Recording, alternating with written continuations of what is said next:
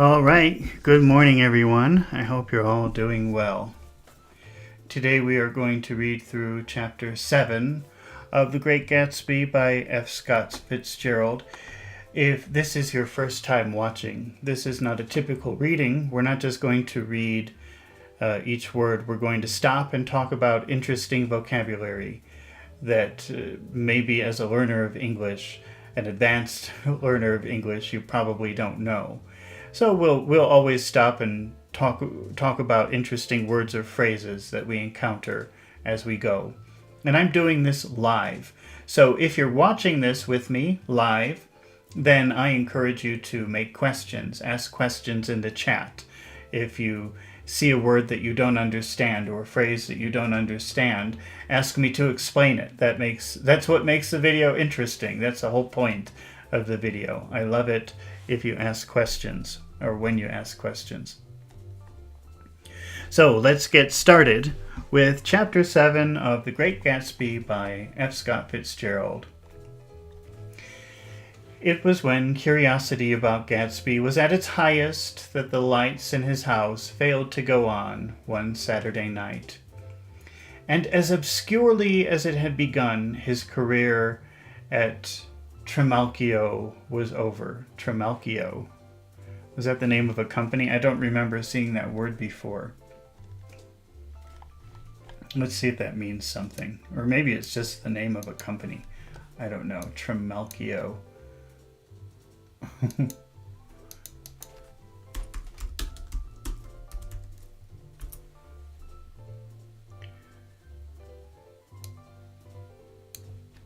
Well, how are they using it here? It says his career as Trimalchio. And it says that Trimalchio is a character in 1st century A.D. Roman work of fiction, Satyricon by Petronius. His features as the ostentatious. Ostentatious means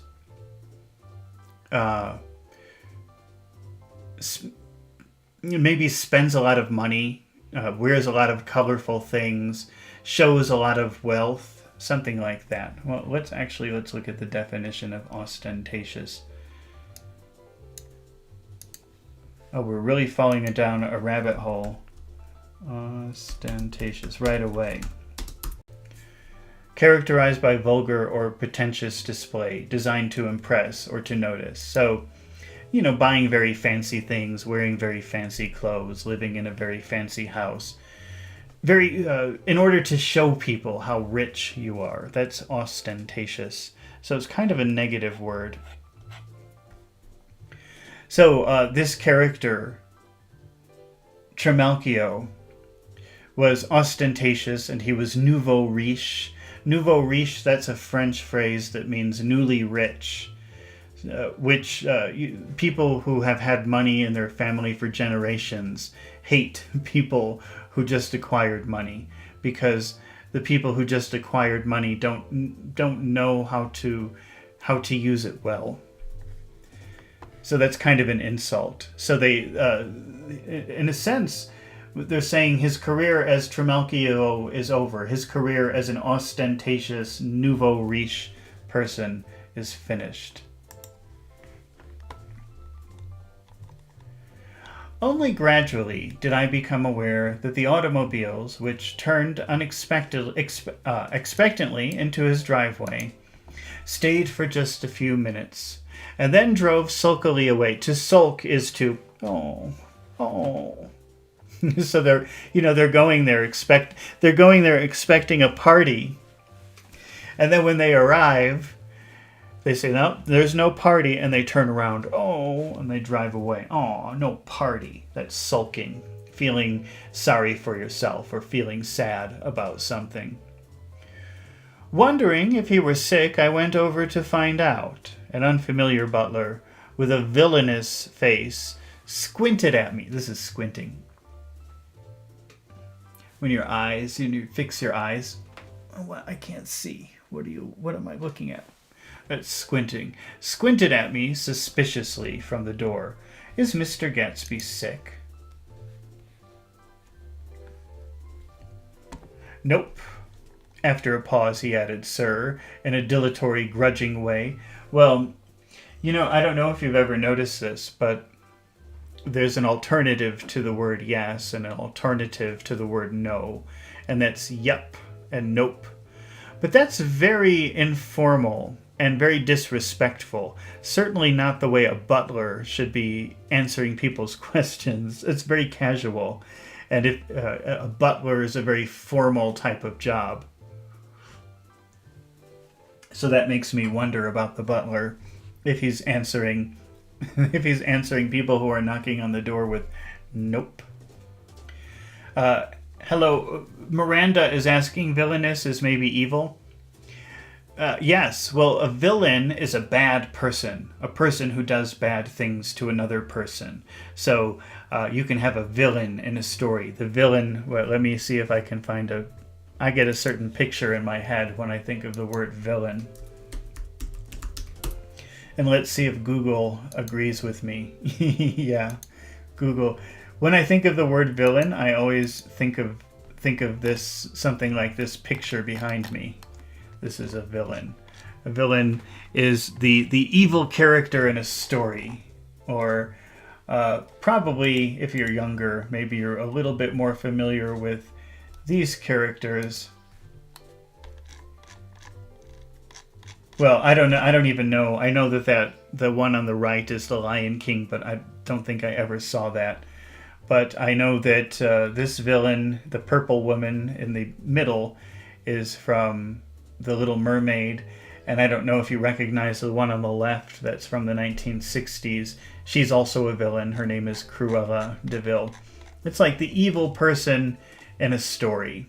So villainous, yes, means like evil. Someone who maybe means to do something wrong or bad or harmful to another person.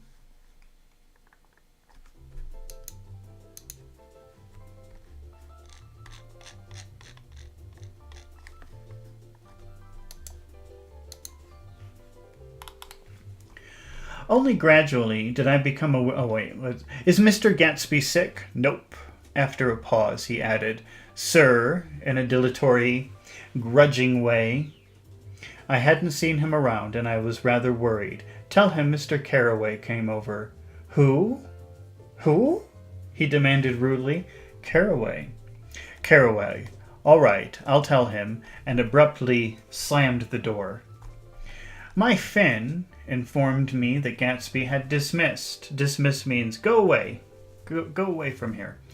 So Gatsby had dismissed every servant in his house a week ago and replaced them with half a dozen others who never went into West Egg Village to be bribed by the tradesmen,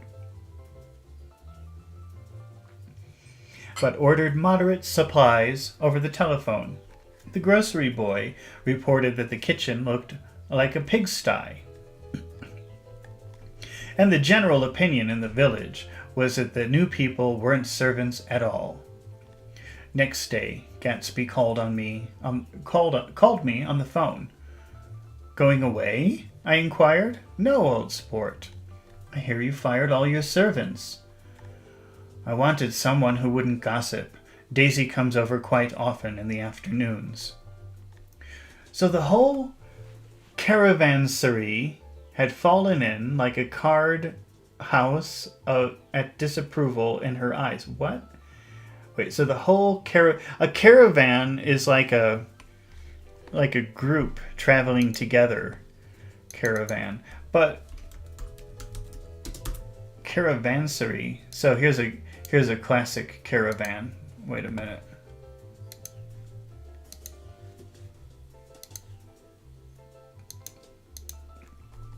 This is really a caravan, group of people going through the desert like this. That's at least how I always think of it. So a group of people traveling together. But caravansary, that's a pretty weird word. Let's see if we can get a definition on that word. Caravansary. An inn with a central courtyard for travelers in the desert regions of Asia and North Africa. That's weird. Okay.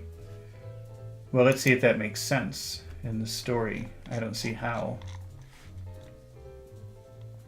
So the whole caravansary had fallen in like a cart of houses at the disapproval in her eyes. Maybe because they're seeing each other and it's supposed to be a secret because she's married. She doesn't like all of the people coming in and out of the house as if it were some type of hotel. And so she made him fire everybody and stop giving parties all the time. That's my guess. I don't know. It's just my guess.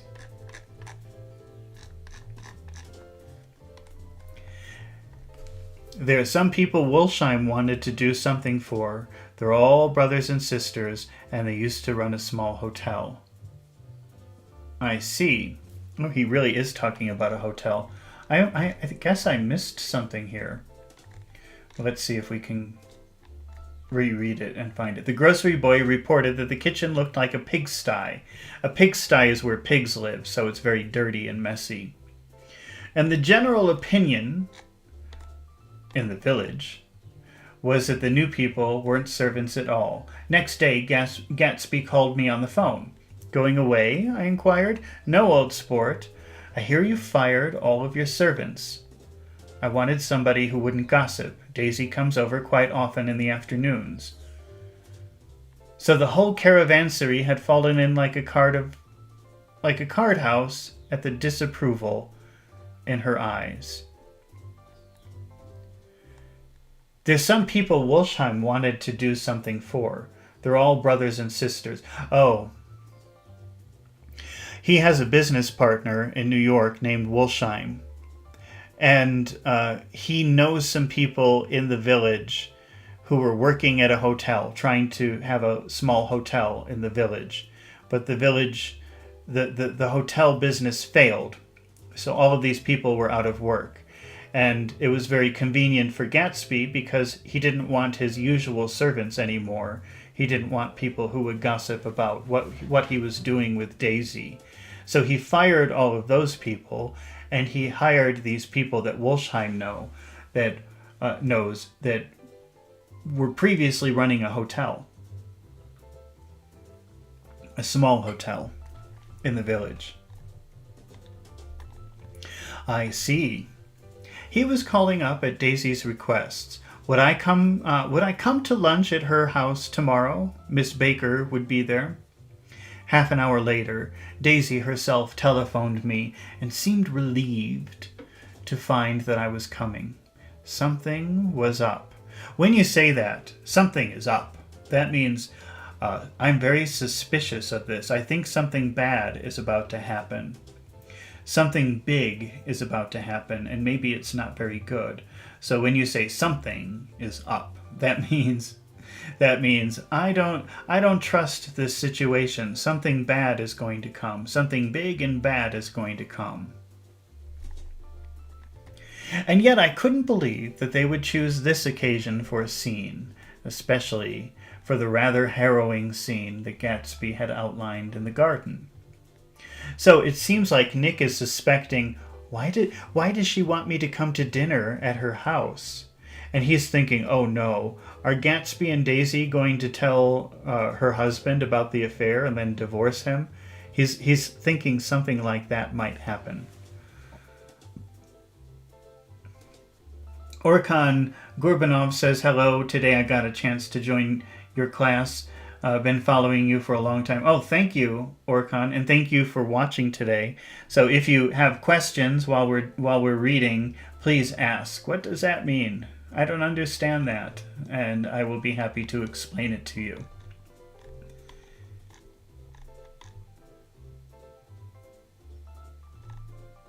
All right, the next day was broiling, almost at least. You know, broiling. It's funny because I think in a lot of countries they don't really have ovens. I think that's more common in Western style countries. So maybe, or ovens aren't popular. Maybe you have them but you don't use them. But let me show you something about an oven. If I can find a good picture.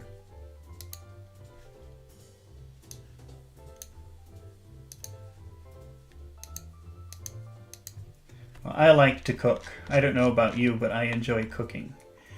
And if you put something in the oven and put it at a low to medium temperature, and you want the heat to be even, this is called baking.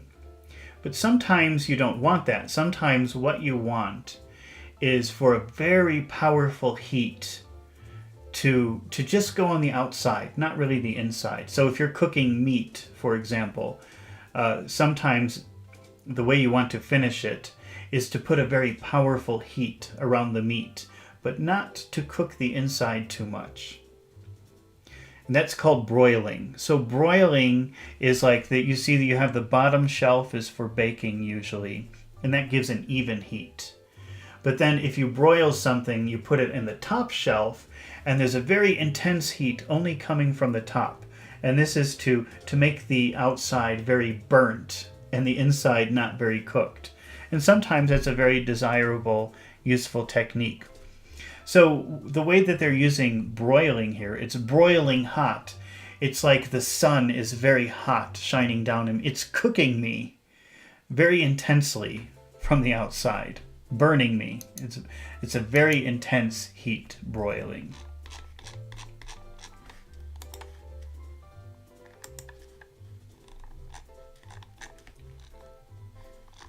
So the next day was broiling, almost the last, certainly the warmest of summer.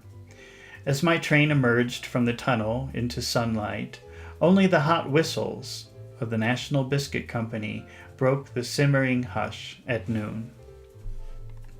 The straw seats of the car hovered on the edge of combustion.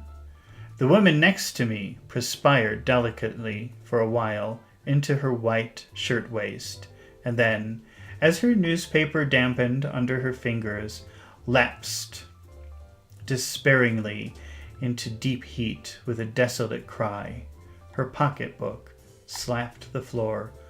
"Oh my," she gasped. I picked it up with a wary bend. Wary means tired. So he didn't do it in a hurry. He did it in a very slow, tired way.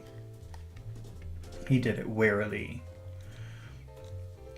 Oh, Miranda's asking about the word lapse. Where did we have that word, lapse? To lapse, to me the word to lapse means to go back, to return. But let me just get the real definition here for a minute, and then I'll explain how they're using it in the line. Lapse is a temporary failure of concentration, memory, or judgment, an interval or a passing of time. I think that's what I was thinking of. Not going back in time, but a lapse is a period of time that passes. To pass gradually into something. A temporary failure of concentration, pass gradually into an inferior condition. So there's a woman on the train. She's going into the city, so she's probably dressed very nice and very fancy clothes. But it's an extremely hot day, the hottest day of the year. So she's trying very hard to look dignified. She's wearing beautiful clothes, but she's sweating. It's so hot. But she's just trying to look natural. She's trying to look very dignified and sophisticated on her way to New York. And wait, let's see. Where was the lapse?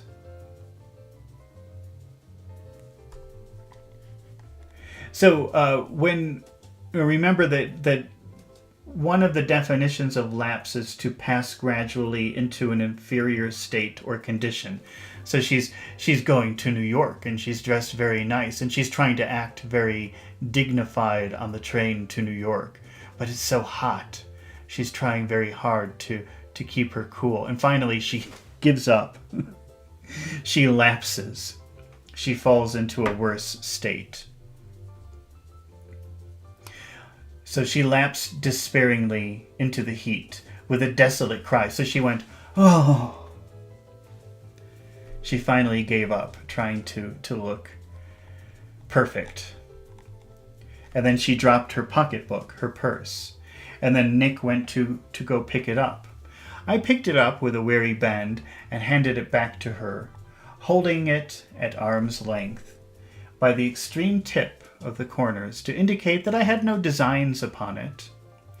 But everyone nearby, including the woman, suspected me just the same. "Hot," said the conductor to the familiar faces. "Some weather. Hot, hot, hot." "Is it hot enough for you? Is it hot? Is it..." My commutation ticket came back to me with a dark stain from his hand. That anyone should care in this heat, whose flushed lips he kissed, whose head made damp the pajama pocket over his heart. Through the hall of the Buchanan's house blew a faint wind, carrying the sound of a telephone bell out to Gatsby and me as we waited at the door. Well, maybe he wasn't taking... Because he's at the Buchanan's house, and they live in the country. I guess they weren't going to New York City. Maybe he was on a bus. He was on some kind of public transportation. Or maybe there's a train that goes from West Egg to East Egg. I don't know.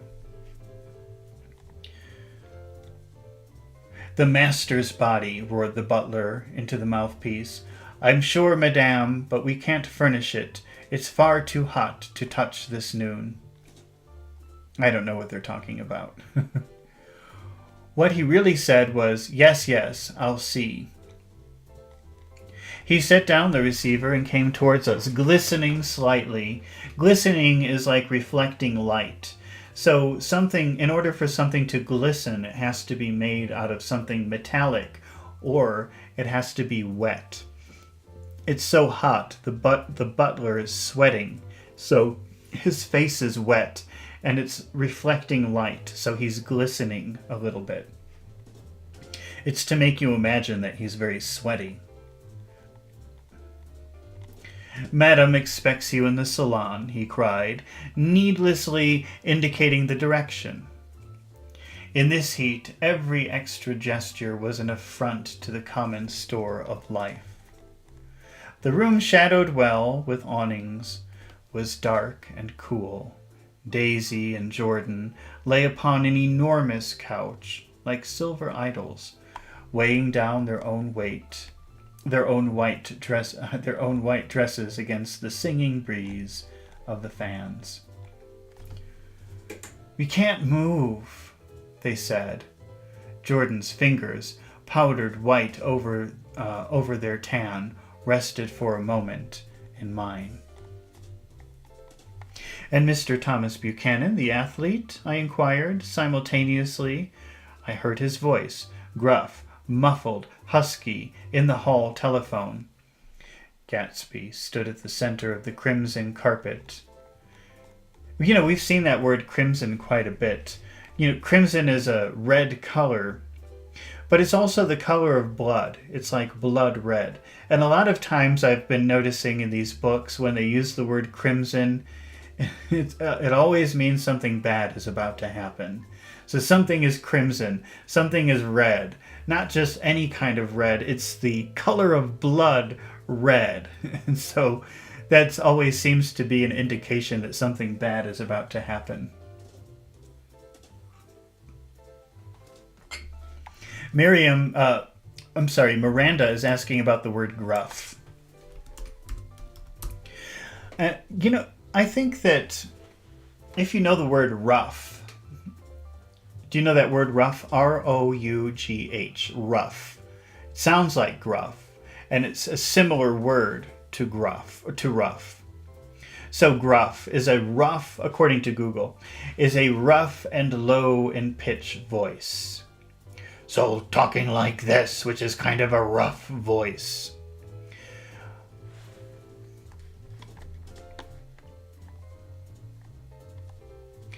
Gatsby stood in the center of the crimson carpet and gazed around with fascinated eyes. Daisy watched him and laughed, her sweet, exciting laugh. A tiny gust of powder rose from her bosom into the air. "The rumor is," whispered Jordan, "that that's Tom's girl on the telephone." We were silent. The voice in the hall rose high with annoyance. "Very well, then. I won't sell you the car at all. I'm under no obligations to you at all. And as for your bothering me about it at lunchtime, I won't stand it at all. I won't stand that at all." "Holding down the receiver," said Daisy cynically. "No, he's not." Holding down the receiver. So he's talking on the phone, but he's really not talking on the phone. "Holding down the receiver," said Daisy cynically. "No, he's not," I assured her. "It's a bona fide deal. I happen to know about it." Tom flung open the door, blocked out its space for a moment with his thick body, and hurried into the room. "Mr. Gatsby." He put out his broad, flat hand. With well-concealed dislike, "I'm glad to see you, Sir Nick." "Make us a cold drink," cried Daisy. As he left the room again, she got up and went over to Gatsby and pulled his face down, kissing him on the mouth. "You know I love you," she murmured. "You forget there's a lady present," said Jordan. Daisy looked around doubtfully. "You kiss Nick too." What a low, vulgar girl. "I don't care," cried Daisy, and began to clog on the brick fireplace. Then she remembered the heat and sat down guiltily on the couch, just as a freshly laundered nurse leading a little girl came into the room. "Blessed precious," she crooned, holding out her arms. "Come to your own mother that loves you." The child, relinquished by the nurse. Relinquish means let go. So, where's the camera? Relinquishing, let go. So the nurse relinquished the girl. She let the girl leave, let her go. Rushed across the room and rooted shyly into her mother's dress. "The blessed precious, did mother get powder on your old yellowy hair? Stand up now and say, how-de-do." That means how do you do, but that's a very informal way of saying it. How-de-do. Gatsby and I, in turn, leaned down and took the small, reluctant hand. Afterwards, he kept looking at the child with surprise. I don't think he had ever really believed in its existence before. "I got dressed before luncheon," said the child, turning eagerly to Daisy. "That's because your mother wanted to show you off." To show something off is to show something. I keep forgetting where the camera is. To show something to people. Look, to show something to people because you're proud of it. "Look at my new car. Isn't it beautiful? It's the best car in the whole world. Look at my little girl. Isn't she the most beautiful girl in the whole world?" This is showing something off. So the little girl says, "I got dressed before luncheon," said the child, turning eagerly to Daisy, which probably means I'm wearing fancy clothes. I got to put on fancy clothes before the lunch. And then her mother said, "Well, that's because your mother wanted to show you off." Miranda says, like, bragging. Yes, you could think of bragging as using words, but showing off is more of a visual thing. So showing off probably involves people seeing something, whereas bragging, not always, but most probably means using words to talk about something that you want, that you're proud of, that you want other people to know. And they're both pretty negative words. Not here, because people like to show off their children. "Look at my kid." But, if you're talking about something else, like a car or a house, it's pretty rude. So it's usually when you use show off or bragging, it's People don't like it usually, but they expect it when you're talking about your children. Her face bent into the single wrinkle of the small white neck. You dream, you absolute little dream. Yes, admitted the child calmly, and Jordan's got on a white dress too. How do you like Mother's friends? Daisy turned her around so that she faced Gatsby. Do you think they're pretty? Where's Daddy? She doesn't look like her father, explained Daisy. She looks like me. She's got my hair and shape of the face. Daisy sat back upon the couch. The nurse took a step forward and held out her hand. Come, Pammy. Goodbye, sweetheart. With a reluctant backward glance, the well-disciplined child held to her nurse's hand and pulled out the door, just as Tom came back, preceding 4 gin rickeys that clicked full of ice. Gatsby took up his drink. They certainly look cool, he said, with visible tension. We drank a long, greedy swallows. I read somewhere that the sun's getting hotter every year, said Tom genially. It seems that pretty soon the Earth's going to fall into the sun. Or wait a minute, it's just the opposite. The sun's getting colder every year. Come outside, he suggested to Gatsby. I'd like you to have a look at the place. I went with them out to the veranda on the green Sound, stagnant in the heat. One small sail crawled slowly toward the fresher sea. So Sound is like a body of water, maybe like a body of water that comes in from a larger body of water. Let's see, Sound, body of water. Meaning, I don't know exactly what a sound is. It's a smaller body of water, usually connected to the sea or the ocean. So their house is on the Sound. It looks like a big lake maybe, but it's connected to the sea. And it's so hot. The sea is blue, but the Sound is green because it's separate from the sea. It's shallower. It's not so deep, so you can see all the green of the plants that live in the water. But it's so hot. And the ocean moves, but the Sound, the water, is probably very calm. So just imagine it's a very hot day, extremely hot day that everybody hates. And you go outside and there's just some very still, not moving water. And then there's one sailboat on the lake or on the Sound that you can see. And it's probably not moving because there's no wind and there are no waves.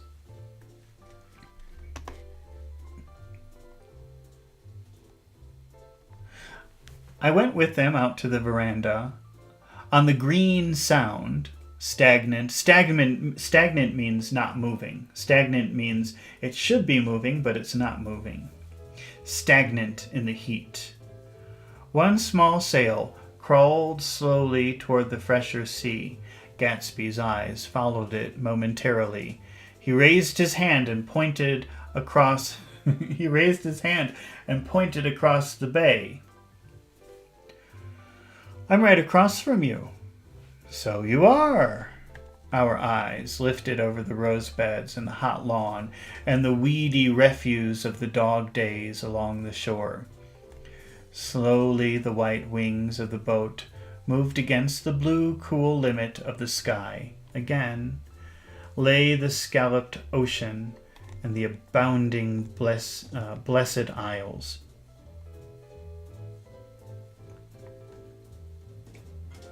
There's sport for you, said Tom, nodding. I'd like to be out there with him for an hour. We had luncheon in the dining room, darkened two against the heat, and drank down nervous gaiety with the cold ale. So remember, gaiety means happiness. It's nervous happiness. So everybody can feel a weird tension. But they're laughing and pretending it's not there. What do we do with ourselves this afternoon? Cried Daisy. And the day after that, and the next 30 years. Don't be morbid, Jordan said. Life starts all over again when it gets crisp in the fall. But it's so hot, Daisy insisted, on the verge of tears, and everything's so confused. Let's all go to town. Her voice struggled on through the heat, beating against it, molding its senselessness into forms. I've heard of making a garage out of a stable, Tom was saying to Gatsby, but I'm the first man who ever made a stable out of a garage. Who wants to go to town? Demanded Daisy insistently. Gatsby's eyes floated toward her. Ah, she cried, you look so cool. Miranda's asking about morbid.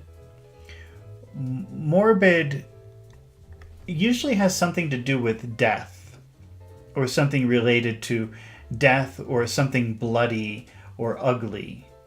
So, well, actually, let me get the official definition of morbid. Let's see.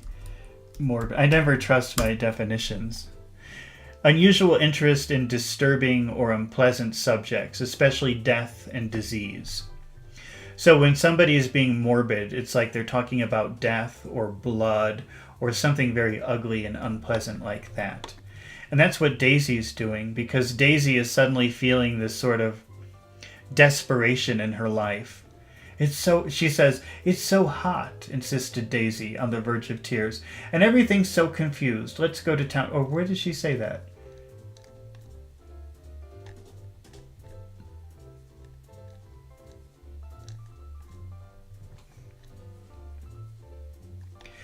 Because she's getting very serious. What do we do with ourselves this afternoon? It starts with that. But then she says, suddenly she feels this desperation.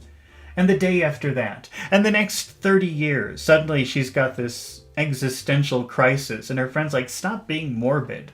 Stop focusing on such a weird topic like that. Such an unpleasant topic. And she says, everything will change in the fall. You'll feel better. You'll feel different.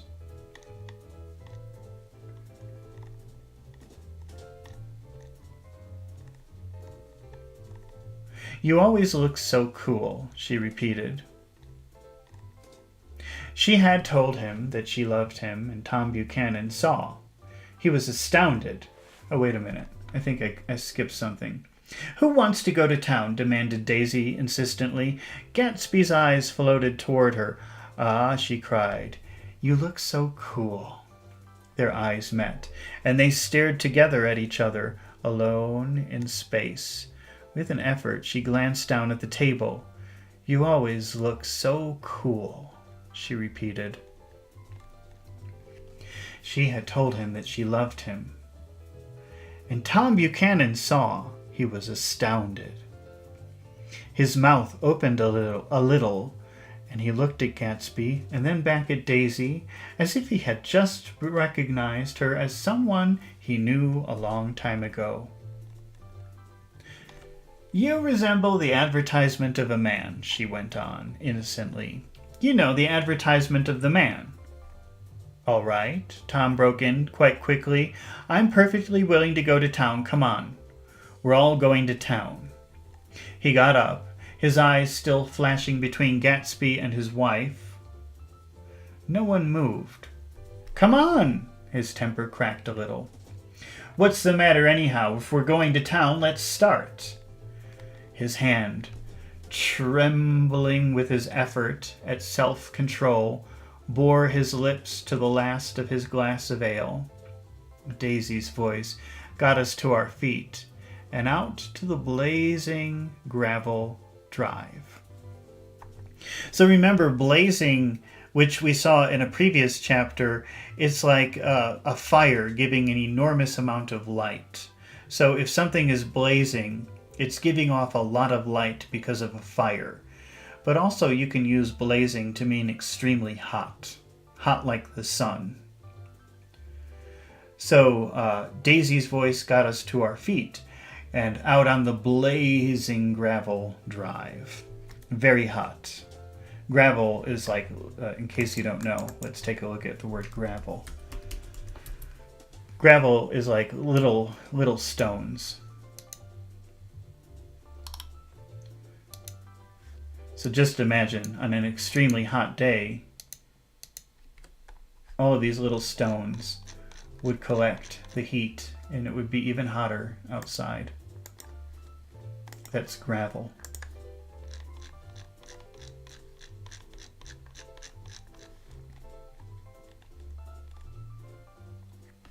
Are we just going to go? She objected. Like this? Aren't we going to let anyone smoke a cigarette first? Everybody smoked all through lunch. Oh, let's have fun, she begged him. It's too hot to fuss. To fuss is to make problems, to create problems. It's too hot to argue. It's too hot to create problems. Let's just have fun. It's too hot to fuss. He didn't answer. Have it your way, she said. Come on, Jordan. They went upstairs to get ready, while we three men stood there, shuffling the hot pebbles with our feet. A silver curve of the moon hovered already in the western sky. Gatsby started to speak, changed his mind, but not before Tom wheeled and faced him expectantly. Have you got your stables here? Asked Gatsby with an effort. About a quarter of a mile down the road. Oh. A pause. I don't see the idea of going to town, broke out Tom savagely. Women get these notions in their head. Shall we take anything to drink? Called Daisy from an upper window. I'll get some whiskey, answered Tom. He went inside. Gatsby turned to me rigidly. I can't say anything in his house, old sport. She's got an indiscreet voice, I remarked. It's full of... I hesitated.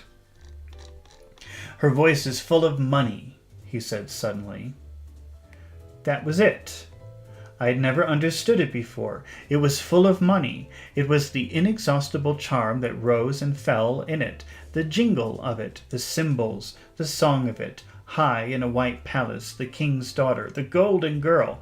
Tom came out of the house, wrapping a quart bottle in a towel, followed by Daisy and Jordan, wearing small tight hats of metallic cloth and carrying light capes over their arms. Miranda's asking about the word indiscreet. Discreet means something that you don't notice. And it might even be related to the word secret, because you could see that discreet and secret are almost, if you move the letters around a little bit, they're almost the same word, and they have a very similar meaning. To be discreet means to be very silent, be very quiet so people don't notice you. That's being discreet. Being secret, it really is like being secret. They're probably the same word, just evolved differently somehow. So to be indiscreet means everybody can hear it, everybody can notice it. It can never be a secret. How did they use it? She's got an indiscreet voice. That means when she talks, everybody can hear what she's saying. Everybody knows what she's saying. If she has a discreet voice, it's very hard for other people to hear her. It's very hard for other people to know what she's saying because she talks quietly. But she's very indiscreet. Everybody can hear her. And so Gatsby's complaining about that. She's right? He says, I can't say anything in this house, old sport. She's got an indiscreet voice. He's complaining, I think, to Nick that he can't share their little secrets with her because when she talks very loudly. And they're having a love affair. So she doesn't want her husband to hear about it. Tom came out of the house wrapping a quart bottle in a towel, followed by Daisy and Jordan, wearing small tight hats of metallic cloth and carrying light capes over their arms. Shall we go in my car? Suggested Gatsby. He felt the hot green leather of the seat. I ought to have left it in the shade. Is it standard shift? Demanded Tom. Yes, well, you take my coupe and let me drive your car to town. The suggestion was distasteful to Gatsby. Distasteful means I don't like it. So Gatsby went, you take my car? I don't think there's much gas, he objected. Plenty of gas, said Tom boisterously. He looked at the gauge. And if it runs out, I can stop at a drugstore. You can buy anything at a drugstore nowadays. Miriam is asking, how is shade different from a shadow? A shadow is an image. It's the black image, the silhouette, made by something against light. So let's take a look at a shadow for a minute.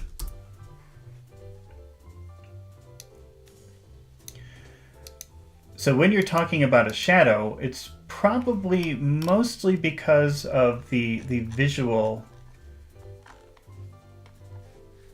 Let me readjust this.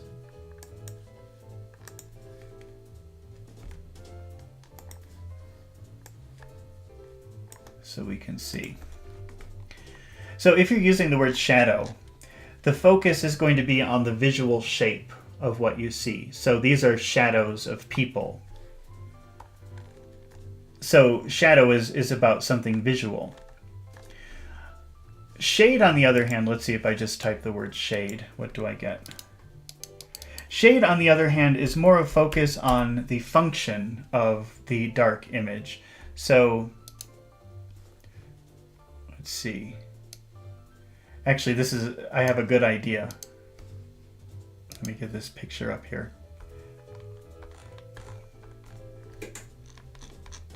So here you can see this could be two things. Imagine this is a very hot day. Okay, it's extremely hot and you're very tired. So you stand in the shadow of the tree. You stand in that shape left by the tree. You stand in the shade, you stand in the shadow of the tree for shade. So one word focuses on the image, the shape of the dark spot. And the other one focuses on its function. It will keep you cool. But they both mean darkness, and to stand in the shadows. Well, if you say somebody stands in the shadows, that means they're standing in the dark. But if you say someone stands in the shade, then I immediately think, oh, he's probably hot and wants to feel cool. So the focus of shadow is on the darkness, or the focus on shadow is on the darkness or the shape. And the focus on shade is on what it can do for you. That's kind of an interesting question.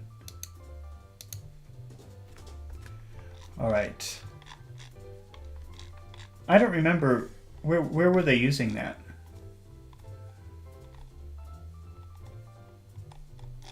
Where was that? I just want to see.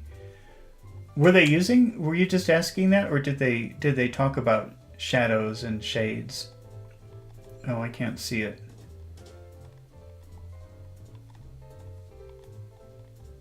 Oh. So you see, he says his car is sitting out in the open and the sun is very bright and hot, and he was even feeling the leather of the seat, and he says, oh, I should have left it in the shade. You see, because if you leave something in the shade, it would be cooler. It wouldn't be so hot. If you leave it in the shadow, it's probably because you don't want people to see it. So you're focusing on the darkness if you leave it in the shadow. But if you leave it in the shade, you're focusing on on its function. It will keep it cooler.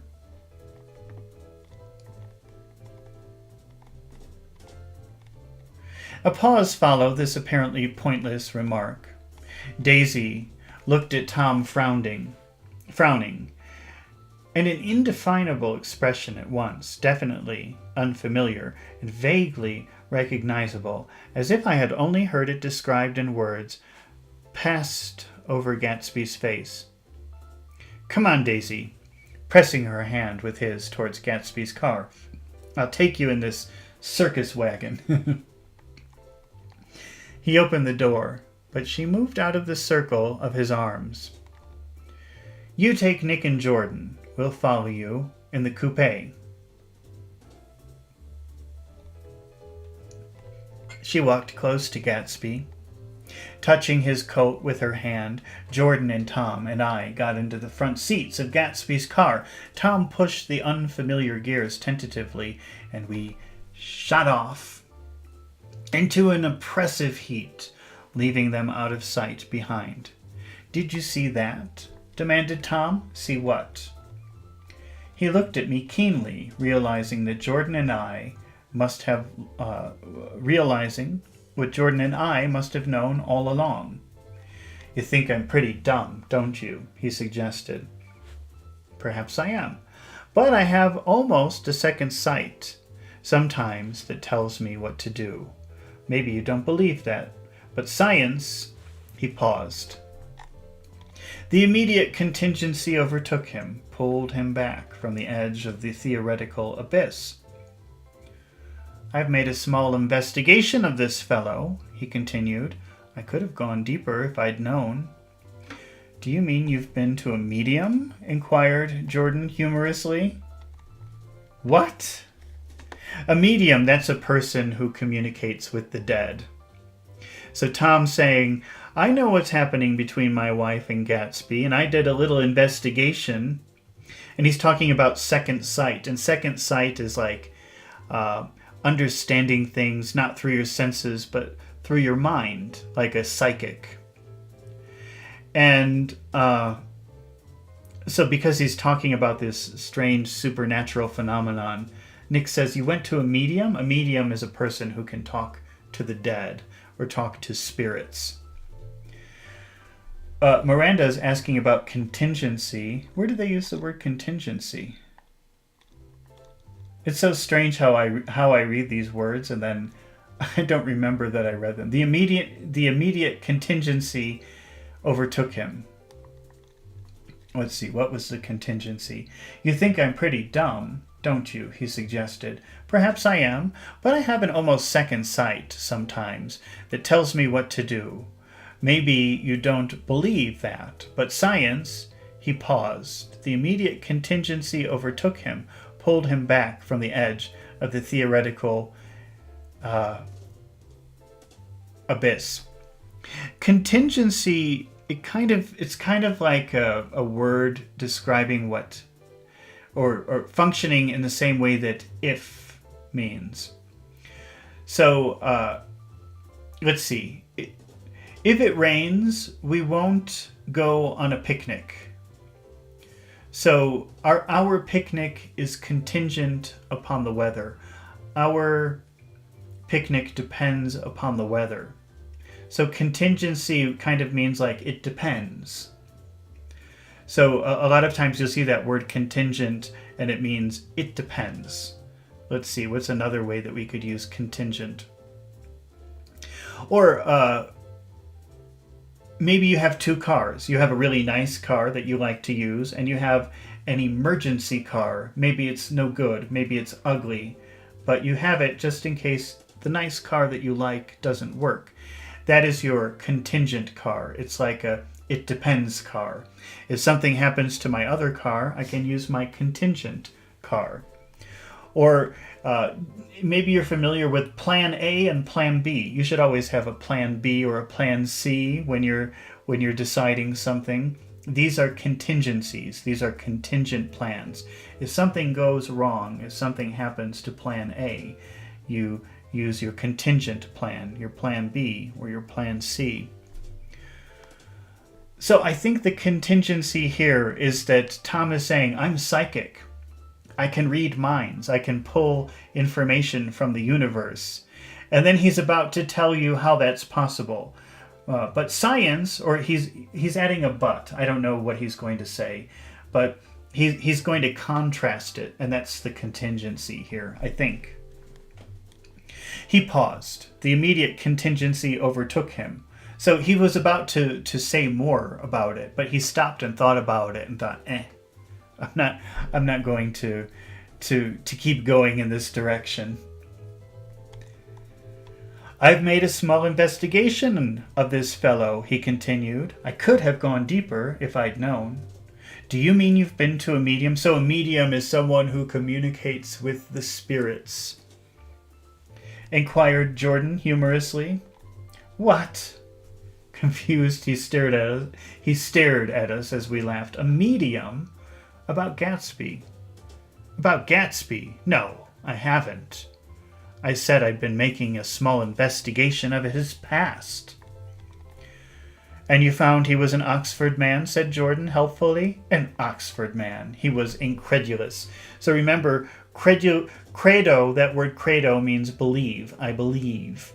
So, for example, incredible means I can't believe it. That's what incredible means. I don't believe it. It's not believable.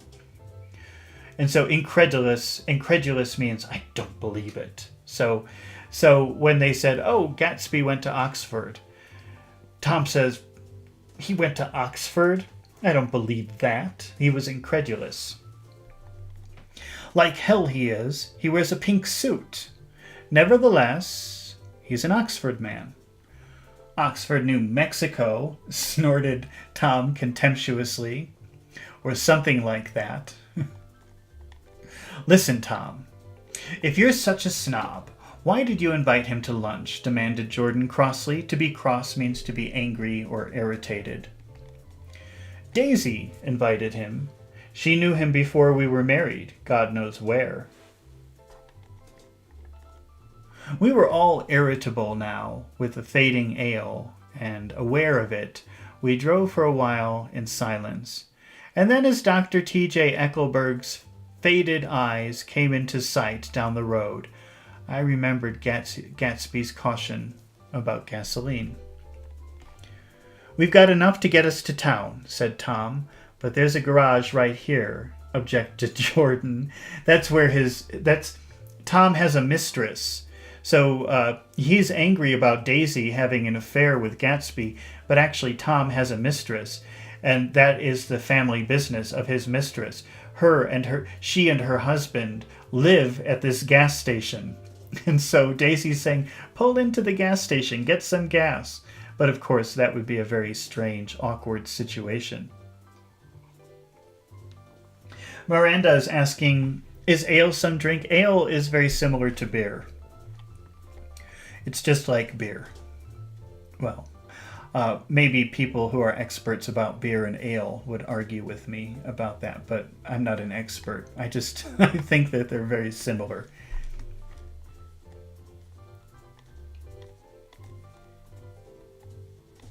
But there's a garage right there, objected Jordan. I don't want to get stalled in this baking heat. Tom threw on both brakes impatiently, and we slid into abrupt, dusty stop under Wilson's sign. After a moment, the proprietor emerged. Proprietor means owner of the business. The proprietor emerged from the interior of his establishment and gazed hollow-eyed at the car. Let's have some gas, cried Tom roughly. What do you think we stopped for? To admire the view? I'm sick, said Wilson without moving. I've been sick all day. What's the matter? I'm all run down. To be run down means to experience a lot of trouble. Maybe a lot of work, a lot of trouble, a lot of anxiety, a lot of stress. To be run down means you've maybe tried to handle too much, and now it's doing something to you. Well, shall I help myself? Demanded Tom. You sounded well enough on the phone. With an effort, Wilson left the shade and supported the doorway, and breathing hard, unscrewed the cap of the tank. In the sunlight, his face was green. I didn't mean to interrupt your lunch, he said, but I need money pretty bad, and I was wondering what you were going to do with your old car. Well, how do you like this one? Inquired Tom. I bought it last week. It's a nice yellow one, said Wilson as he strained at the handle. Like to buy it? Big chance, smiled faintly. No, but I could make some money on the other. What do you want money for, all of a sudden? I've been here too long. I want to get away. My wife and I want to go west. Your wife does? His wife is the person that Tom is having an affair with. Your wife does, exclaimed Tom. She's been talking about it for 10 years. He rested for a moment against the pump, shading his eyes. See, shade again. But, so this is to shade his eyes. This function is not to keep cool, but to see. Shading his eyes. So shade is about function. And now she's going, whether she wants to or not. I'm going to get her away. The coupe flashed by us with a fury of dust and the flash of a waving hand. What do I owe you? Demanded Tom harshly. I just got wised up to something funny the last 2 days, remarked Wilson. That's why I want to get away. That's why I've been bothering you about the car. To wise up to something means to suddenly realize something. So I think Wilson finally understands that Tom, the man that he's talking to, is having an affair with his wife. $1.20. What do I owe you? $1.20. The relentless beating heat was beginning to confuse me, and I had a bad moment there before I realized that so far his suspicions hadn't alighted on Tom. He had discovered that Myrtle had some sort of life apart from him in another world, and this shock had made him physically sick. I stared at him and then at Tom, who had made a parallel discovery less than an hour before, and it occurred to me that there was no difference between men in intelligence or race so profound as the difference between the sick and the well. Wilson was so sick that he looked guilty, unforgivably guilty, as if he had just got some poor girl with child. Miranda's asking about a light. Well, let's imagine that it means to give light.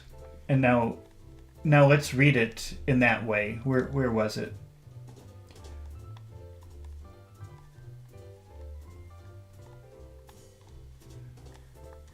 He had discovered that Myrtle had some sort of life apart from him in another world, and the shock made him physically sick. Wait, where was a light? Oh. Let me start from the beginning of that paragraph.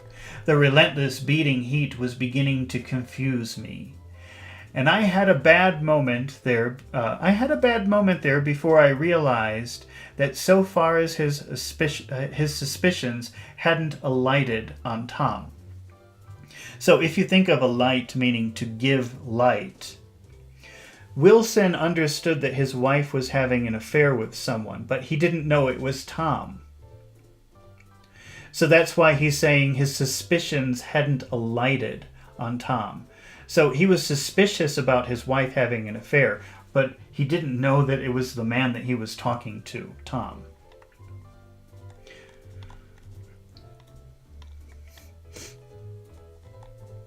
I'll let you have that car, said Tom. I'll send it over tomorrow afternoon.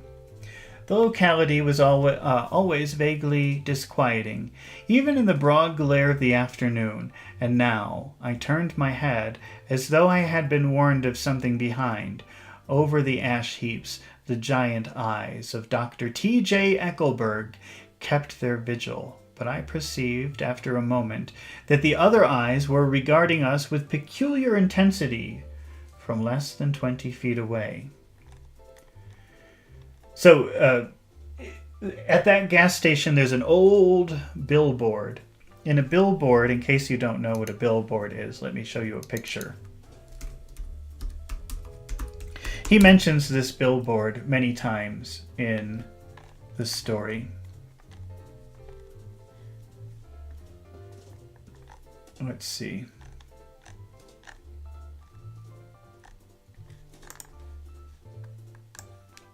This is something like this is a billboard. So there's an old billboard, like a large advertisement that sits behind the gas station. It's very old and faded, and it's of Dr. Eckelberg. So whenever Nick goes by this billboard, he always notices Dr. Eckelberg looking at him. But he's saying, it was weird because we're sitting in the car, and, of course I could see Dr. Eckelberg looking at me, but I noticed from far away other eyes also looking at me.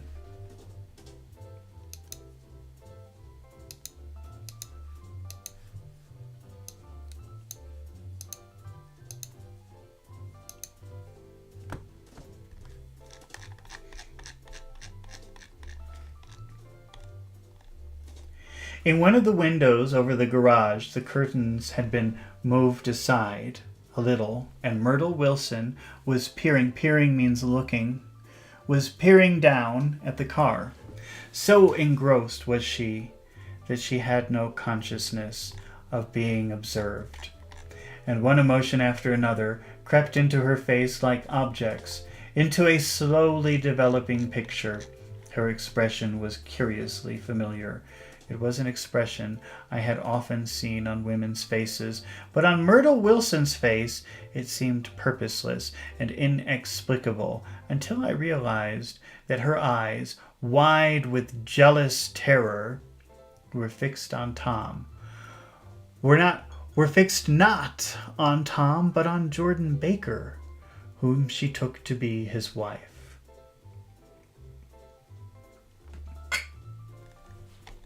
So Myrtle doesn't even know Daisy, and she thinks that Jordan is Tom's wife. She thinks Jordan is Tom's wife. There is no confusion like the confusion of a simple mind, and as we drove away, Tom was feeling the hot whips of panic, his wife and his mistress, until an hour ago, secure and inviolate, was slipping precipitately from his control. We better look at that word, precipitately. What does that mean, precipitately? Like something is going to happen, maybe? Very quickly or suddenly, and usually without enough care or thought to act precipitately. So very quickly or suddenly. Miranda's asking about the word whip. I guess the best thing I could do is show you what a whip is. Let's look at these pictures of whips. These are whips. So when you use whip as a verb, it's like a quick movement. I don't even remember using that word. Let's take a look. Because probably it was used as a verb here, not as a noun. So, hot whips of panic. So it was just like a moment. So he's driving and then suddenly you see panic, but only for a minute, and then it goes back to normal. But there were several hot whips of panic. His wife and his mistress, until an hour ago, secure and inviolate, were slipping precipitately, so that's like quickly, from his control. Instinct made him step on the accelerator with a double purpose of overtaking Daisy and leaving Wilson behind. And we sped all toward Astoria at 50 miles an hour until, among the spidery girders of the elevated, we came in sight of the easygoing blue coupe. Those big movies around 50th Street are cool, suggested Jordan. I love New York on summer afternoons when everyone's away. There's something very sensuous about it, overripe, as if all sorts of funny fruits were going to fall into your hands. The word sensuous had the effect of further disquieting Tom, but before he could invent a protest, the coupe came to a stop and Daisy was signaled us to draw up alongside. So Daisy is saying, come on, come close to us. So they're driving, I think, convertible cars, which means there's no top, or the top goes down. And so they're driving, and Daisy is saying, come on, come alongside of us, like maybe she wants to talk to them. Where are we going? She cried. How about the movies? Ah, it's so hot, she complained. You go. We'll ride around and meet you after. With an effort, her wit rose faintly. We'll meet you on some corner. I'll be the man smoking 2 cigarettes. We can't argue about it here, Tom said impatiently as a truck gave out on a cursing whistle behind us.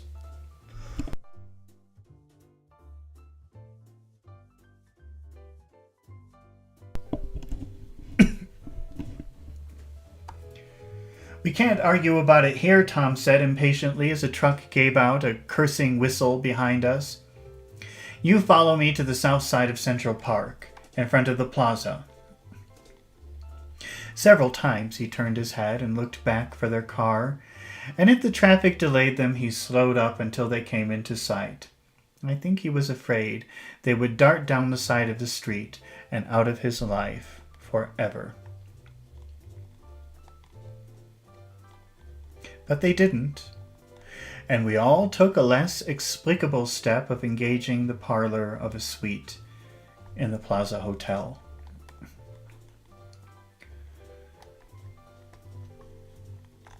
Miranda's asking about the word dart.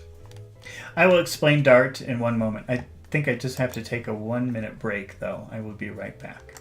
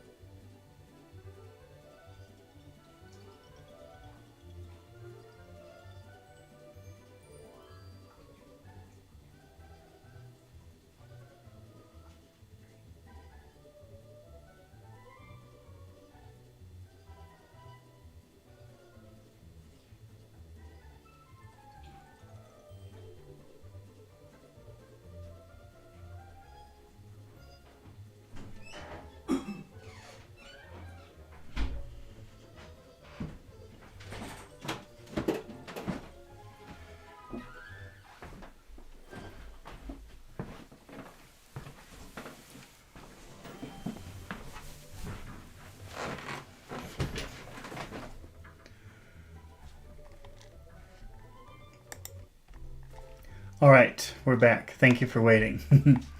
Okay, a dart. If we're talking about dart as a noun, a dart. A dart is this.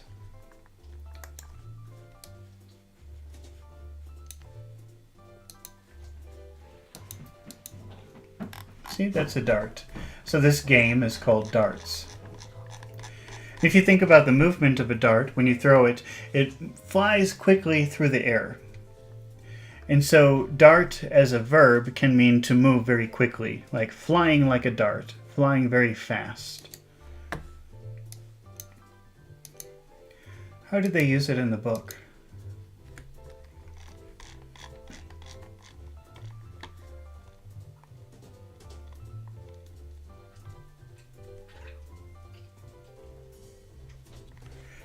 I think he was afraid that they would dart down the side of the street and out of his life forever. So fly very quickly out of his life forever.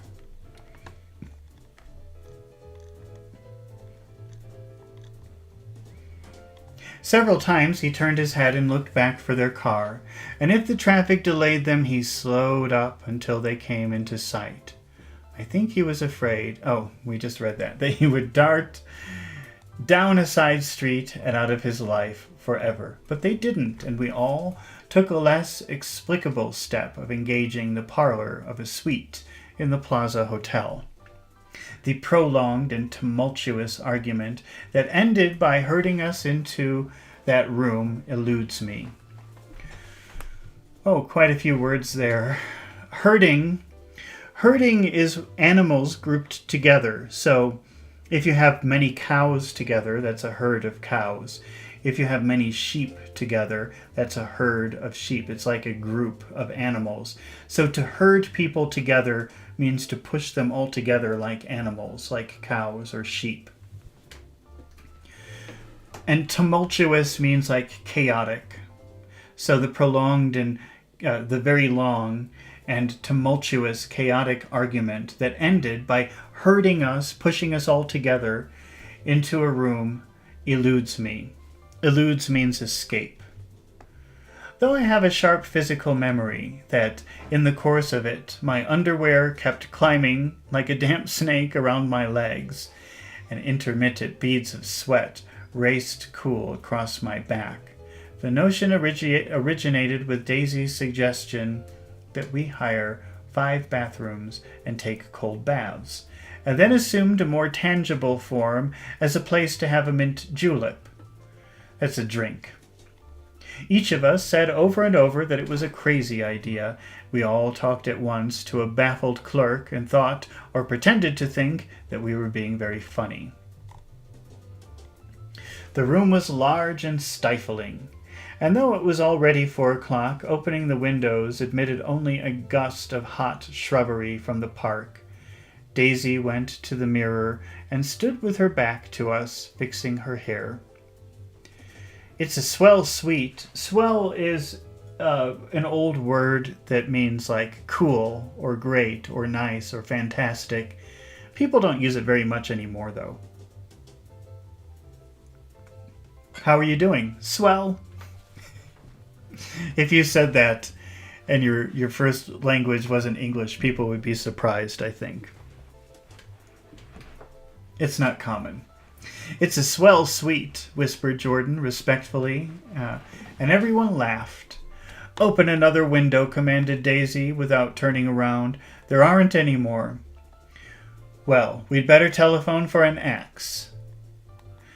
The thing to do is forget about the heat, said Tom impatiently. You make it 10 times worse by crabbing about it. Though that's interesting. Maybe you know what a crab is. Or maybe you don't. I better show you a picture of a crab.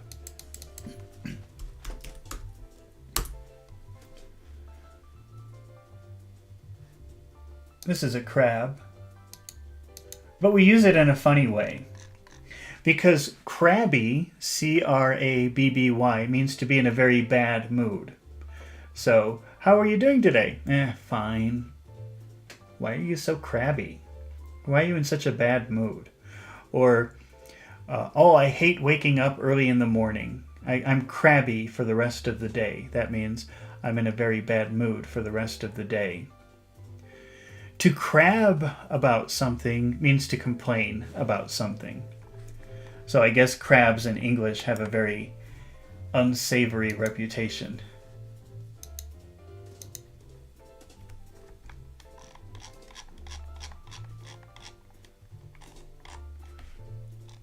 Where was that? You make it 10 times worse by crabbing about it. So Daisy's complaining about the heat. Oh, it's so hot. And Tom says, oh, shut up. You're just making it worse by complaining about it, by crabbing about it. He unrolled the bottle of whiskey from the towel and put it on the table. Why not let her alone, old sport, remarked Gatsby. You're the one that wanted to come to town. There was a moment of silence. The telephone book slipped from its nail and splashed to the floor, whereupon Jordan whispered, Excuse me. But this time no one laughed. I'll pick it up, I offered. I've got it, said Gatsby. I've got it. Gatsby examined the parted string, muttered, in an interested way, and tossed the book on the chair. "That's a great expression of yours, isn't it?" said Tom sharply. "What is?" "All this old sport business. Where'd you pick that up?" "Now, see here, Tom, that's a very British thing, actually. So, there's a rumor that Gatsby went to Oxford, or that's what they say, or that's what he says, which is in the UK, and that would have been a very common thing to say back then, calling everyone old sport. And I think that Tom is now implying, why do you keep saying that? Where did you get that from? He knows that that's a very British thing to say. He's kind of implying, oh, did you really spend time in England? Did you really go to Oxford, or is that just garbage? "Now see here, Tom," said Daisy, turning around from the mirror. "If you're going to make personal remarks, I won't stay here a minute. Call up and order some ice for the mint julep." As Tom took up the receiver, the compressed heat exploded into sound, and we were listening to the portentous chords of Mendelssohn's Wedding March from the ballroom below. "Imagine marrying anybody in this heat," cried Jordan dismally. "Still, I was married in the middle of June," Daisy remembered. "Louisville in June. Somebody fainted." Who was it fainted, Tom?" "I've been to Louisville in June. Yes, it's very hot." "Biloxi," he answered shortly. "A man named Biloxi? Blocks Biloxi?" And he made boxes. That's a fact. Blocks Biloxi made boxes. And he was from Biloxi, Tennessee.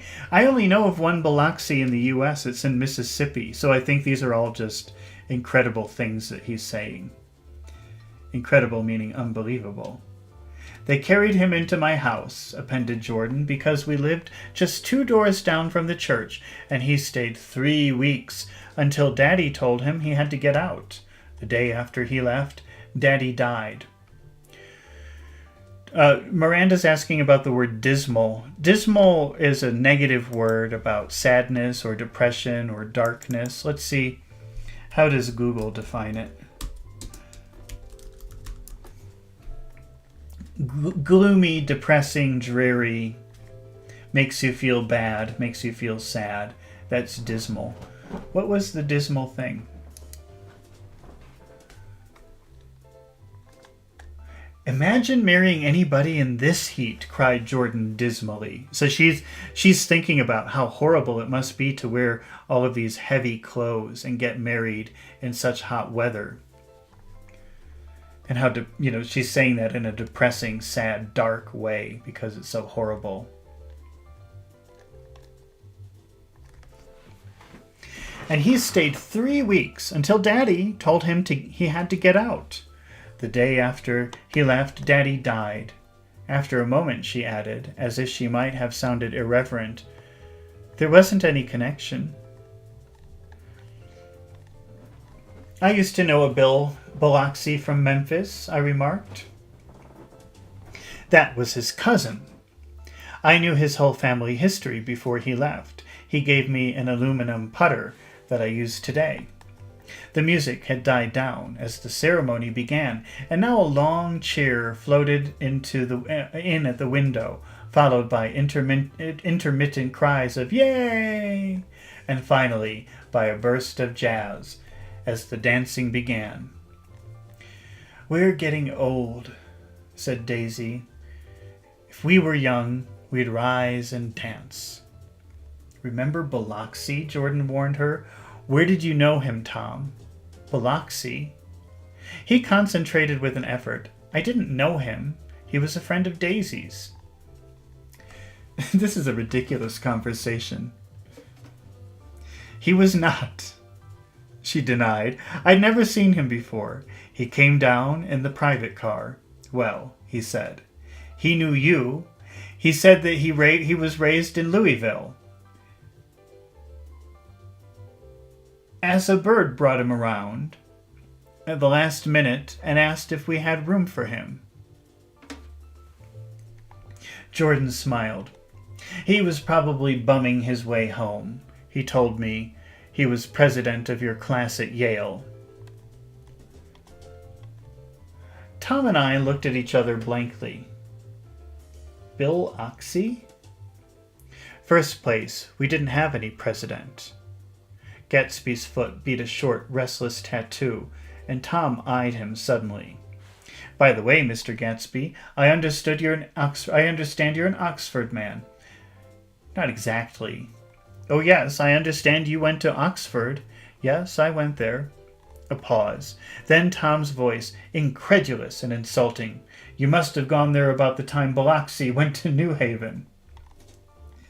Another pause. A waiter knocked and came in with crushed mint and ice, but the silence was unbroken by his thank you and the soft closing of the door.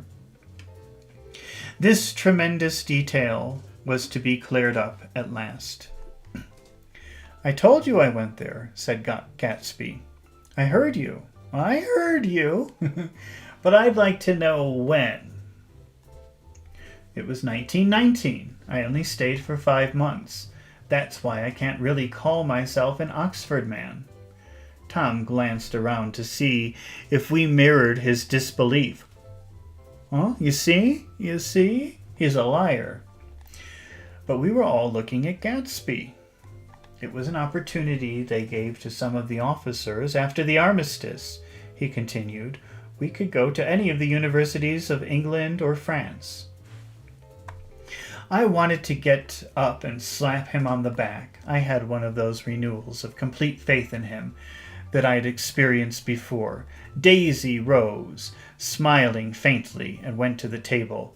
Open the whiskey, Tom, she ordered, and I'll make you a mint julep, and then you won't seem so stupid to yourself. Look at the mint. Wait a minute, snapped Tom. I want to ask Mr. Gatsby one more question. Go on, said Gatsby politely.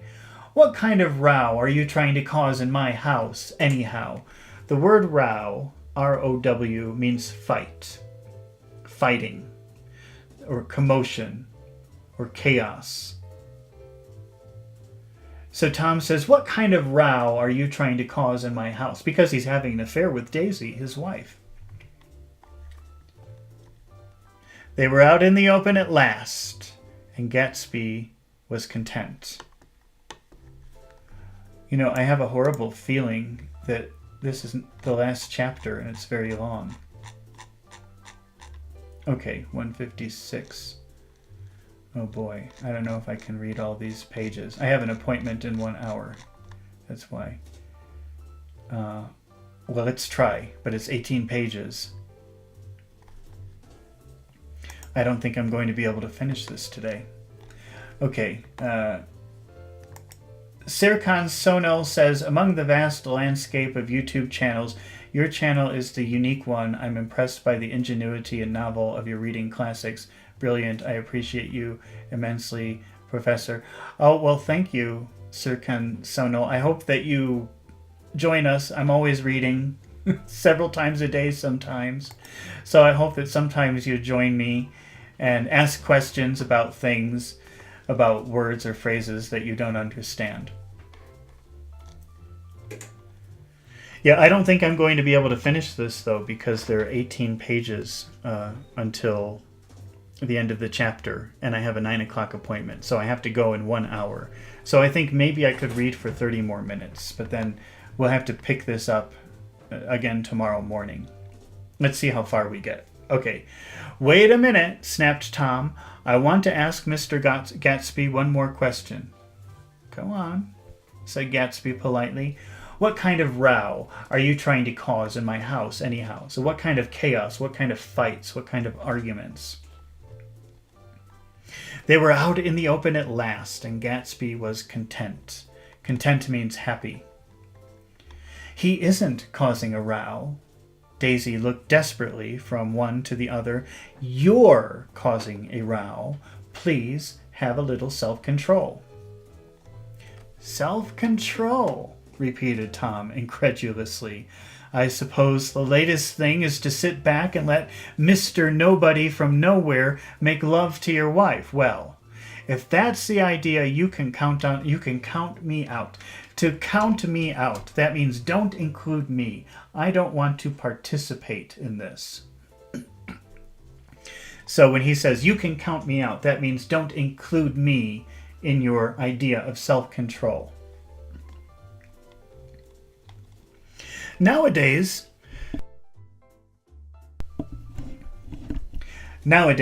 people begin by sneering at family life and family institutions. Sneering is like this. It's like, I don't like it. So nowadays, people sneer at the idea of family life and family institutions. And next, they'll throw everything overboard and have intermarriage between black and white. Flushed with his impassioned gibberish. Gibberish is when people are talking, but they're not saying anything that you can understand or make sense of. So gibberish would be like, that's gibberish. So if somebody is saying something stupid, then you can call it gibberish, because you say, what you're saying is just noise. I don't understand it. He saw himself standing alone on the last barrier of civilization. We're all white here, murmured Jordan. I know I'm not very popular. I don't give big parties. I suppose you've got to make your house into a pigsty in order to have any friends in the modern world. Angry as I was, as we all were, I was tempted to laugh whenever he opened his mouth. The transition from libertine to prig was so complete. So, a libertine is someone who believes in absolute freedom. Having sex with anyone, having parties, drinking, doing drugs, whatever you want, that's a libertine. And priggish is someone who, it's kind of a synonym for being a snob. Essay says, thank you, it's great. Thank you for your comment, essay. I've got something to tell you, old sport, began Gatsby, but Daisy guessed his intention. Please don't, she interrupted helplessly. Please, let's all go home. Why don't we all go home? That's a good idea. I got up. Tom, come on, Tom. Nobody wants a drink. I want to know what Mr. Gatsby has to tell me. Your wife doesn't love you, said Gatsby. She's never loved you. She loves me. You must be crazy, exclaimed Tom automatically. Gatsby sprang to his feet, vivid with excitement. She never loved you. Do you hear? He cried. She only married you because I was poor, and she was tired of waiting for me. Who was it yesterday? Miriam? I don't know if Miriam is here today. I don't see her. But Miriam was saying, oh, maybe he was poor when they were dating before, and she was right. Because I said, I don't know this story. You must be crazy, exclaimed Tom automatically. Gatsby sprang to his feet, vivid with excitement. She never loved you. Do you hear? He cried. She only married you because I was poor and she was tired of waiting for me. It was a terrible mistake, but in her heart she never loved anyone except me. Oh, it was me. Okay, so you were right, Miranda. I knew it started with an M. But in her heart, she never loved anyone except me. At this point, Jordan and I tried to go out, but Tom and Gatsby insisted with competitive firmness that we remain, as though neither of them had anything to conceal. It would be a privilege to partake vicariously in their emotions. When you do something vicariously, it means you do it through someone else. So Nick and Jordan, who have never experienced this type of relationship problem of being married and cheated on and maybe getting a divorce and having an argument with your spouse, they could experience it through Tom and Daisy. so they could experience it vicariously. They could sit there and see the whole thing happen, but not actually have to experience it themselves. That's vicariously. The privilege to partake vicariously, the privilege to participate indirectly of their emotions. Sit down, Daisy. Tom's voice groped unsuccessfully for paternal note. What's been going on? I want to hear all about it. I told you what's been going on, said Gatsby. Going on for 5 years, and you didn't know. Tom turned to Daisy sharply. That means like very quickly. Waiting to see what she would say. You've been seeing this fellow for 5 years? Not seeing, said Gatsby. No, we couldn't meet. But both of us loved each other all the time, old sport. And you didn't know. I used to laugh sometimes, but there was no laughing in her eyes to think that you didn't know. Oh, that's all. Tom tapped his thick fingers together like a clergyman and leaned back in his chair. You're crazy, he exploded. I can't speak about what happened 5 years ago because I didn't know Daisy then, and I'll be damned if I see how you got within a mile of her unless you brought the groceries to the back door. But all of that's a goddamn lie. Daisy loved me when she married me, and she loves me now. Oh, no, said Gatsby, shaking his head. She does, though. The trouble is that she gets foolish ideas in her head and doesn't know what she's doing. He nodded sagely. And what's more, I love Daisy too. Once in a while, I go off on a spree. A spree means like a fun time. So in this case, it means he goes and has affairs with women sometimes. That's what he means by spree. But if you go on a spending spree, that means you're having a long time, maybe a weekend or something, spending money. I don't care. I'm just going to have fun and spend money. That's a spending spree. If you go on a drinking spree, that means maybe a weekend where all you do is drink alcohol and you say, I don't care what happens. I'm just going to drink and have a wonderful time. So a spree always means a wonderful time. And here we know that it means, what is his name? I just forgot his name. Bob? Bill? I can't remember his name now. That the husband sometimes has an affair.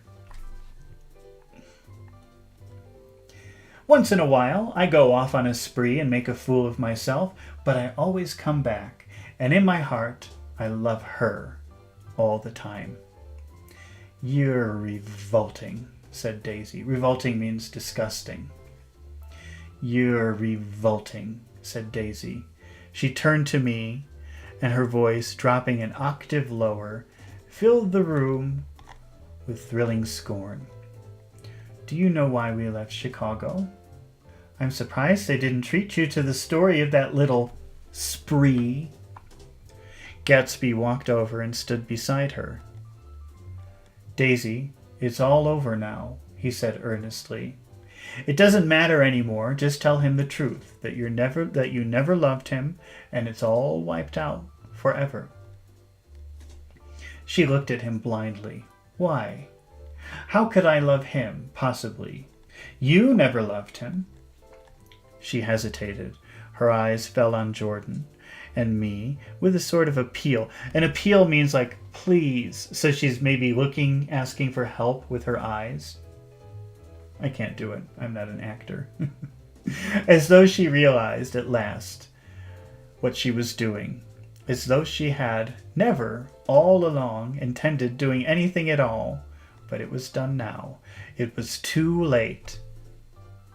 I never loved him, she said with perceptible reluctance. Not at Copiolani, demanded Tom suddenly. No. From the ballroom beneath, muffled and suffocating chords were drifting up on hot waves of air. Not that day I carried you down from the punch bowl to keep your shoes dry. There was a husky tenderness in his tone. Daisy? Please don't. Her voice was cold, but the rancor was gone from it. She looked at Gatsby. There, Jay, she said, but her hand, as she tried to light a cigarette, was trembling.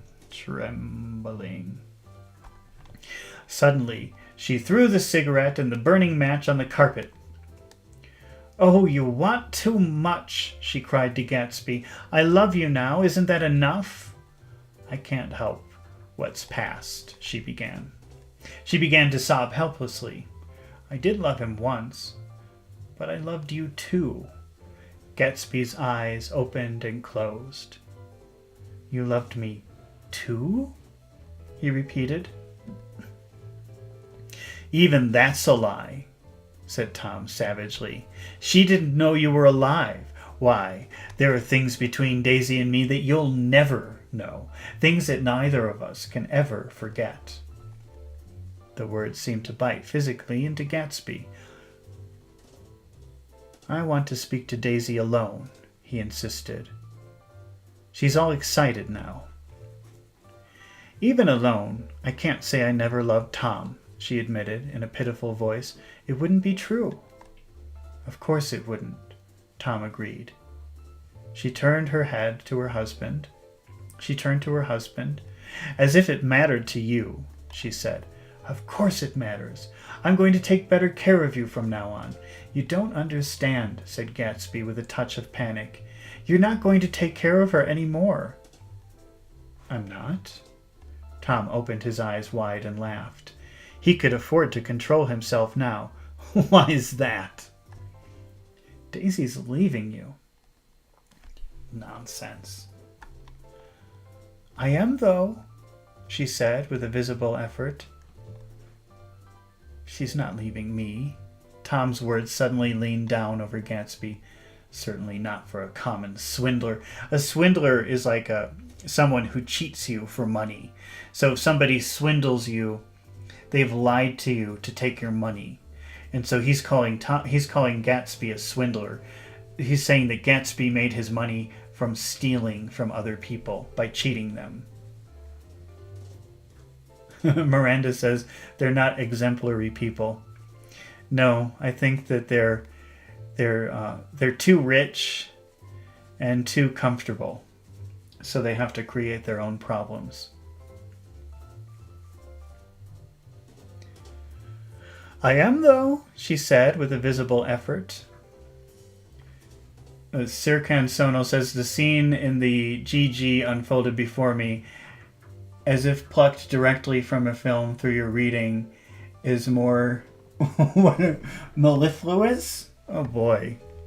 What does that mean, mellifluous? Let's look up that word.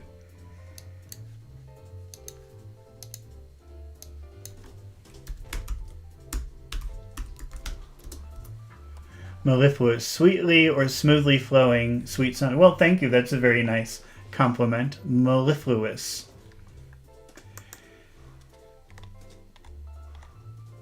She's not leaving me. Tom's words suddenly leaned over Gatsby. Certainly not for a common swindler who'd have to steal the ring he put on her finger. I won't stand this, cried Daisy. Oh, please, let's go out. Who are you, anyhow? Broke out Tom. You're one of the bunch that hangs around with Meyer Wolsheim. That much I happen to know. I've made a little investigation into your affairs, and I'll carry it further tomorrow. You can suit yourself about that, old sport, said Gatsby steadily. I've found out what your drugstores were. He turned to us and spoke rapidly.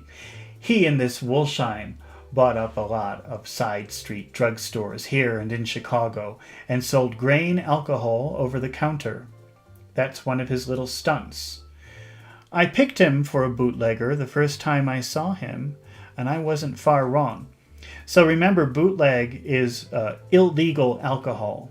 So if you're making alcohol legally, you have a license and permission from the government, and you have a building and a little factory where you make it. But a bootlegger makes alcohol in their backyard without permission from the government, without a license. And that's normally not a big thing. It's not a big problem.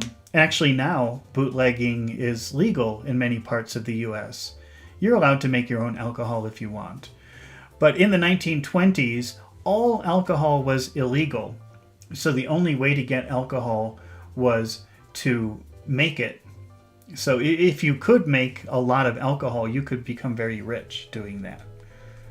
And so that's what Tom is accusing him of. He's saying, you're a bootlegger.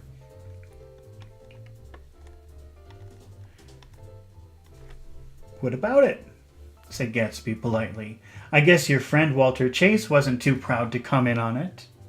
So his friend Walter Chase, to come in on something means to invest in something. So your friend Walter Chase invested money in it.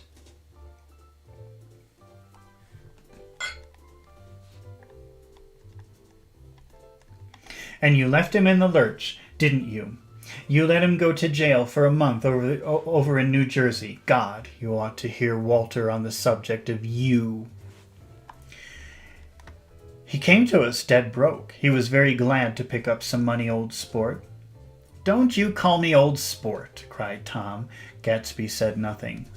Walter could have you up on the betting laws, too, but Wolsheim scared him into shutting his mouth. That unfamiliar yet unrecognizable look was back again in Gatsby's face. That drugstore business was just small change, continued Tom slowly, but you've got something on now that Walter's afraid to tell me about. So, even though this bootlegging made him very rich, apparently he's doing something else which is making even more money, but he can't get information about it. He's trying to get that information. I glanced at Daisy, who was staring terrified between Gatsby and her husband, and at Jordan, who had begun to balance an invisible but absorbing object on the tip of her chin. Then I turned back to Gatsby, and was startled at his expression. He looked, and this is said in all contempt for the babbled slander of his garden, as if he had killed a man. For a moment, the set of his face could be described in just that fantastic way. Oh boy, this is complicated. So then I turned back at Gatsby and was startled, surprised, at his expression. He looked, and this is said in all contempt. So contempt is like hatred. So I'm saying this, he looks surprised, and I'm saying this as someone who hates. The babbled slander. Slander is like gossip, but it's bad gossip. It's gossip with the intention of destroying someone, of hurting someone's reputation. So babble is blah, blah, blah, blah, blah. Because remember, Gatsby throws all of these parties, and all of these strangers come and drink and dance and have a wonderful time at his parties. And Nick is saying Gatsby looked really surprised.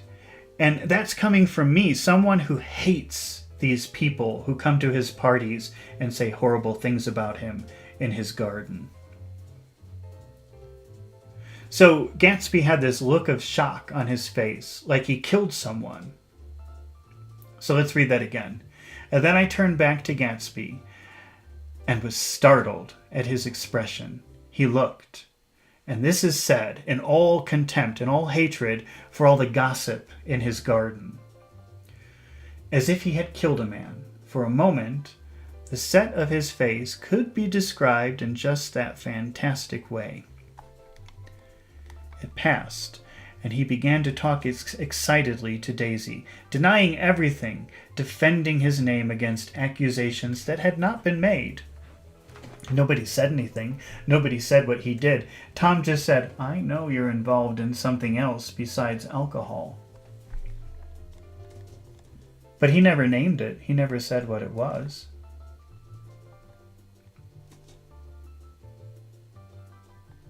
But with every word She was drawing further and further into herself, and she gave that up, and only a dead dream fought on as the afternoon slipped away, trying to touch what was no longer tangible, struggling unhappily, undespairingly toward that lost voice across the room. The voice begged to go.